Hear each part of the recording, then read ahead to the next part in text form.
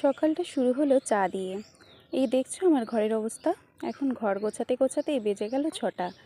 আজকে একটু মনটা খারাপ ছিল, কারণ আজকে বড়বাবু চলে যাবে পুরুলিয়া। আর এদিকে দেখো জেঠুর দুধ দেওয়া হয়ে গেছে।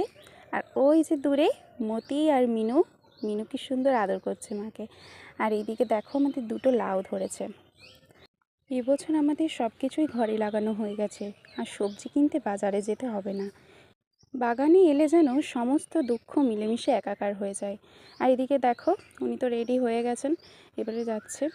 আগে জানো তো, আগে যখন যেত না তখন খুব কান্না করতাম, ভাবতাম একা আমি কীভাবে সামলাবো, কারণ বাচ্চার মা একা সামলানোটা মুখের কথা নয়। সবাই তো জ্ঞান দেয়, কিন্তু কেউ কি আর সঙ্গ দেয় বলো তো। এদিকে আমার গোপাল ঘরের দেখছিলাম যে গোপাল সোনার ঘরটা কতদিন দেখা হয়নি, মনে হচ্ছে যেন এখনও বসে আছে। জানি না কবে আনবো। আমার রুইসোনা একটু বড় হোক, তারপর নিয়ে চলে আসবো। কেমন লাগলো অবশ্যই জানিও।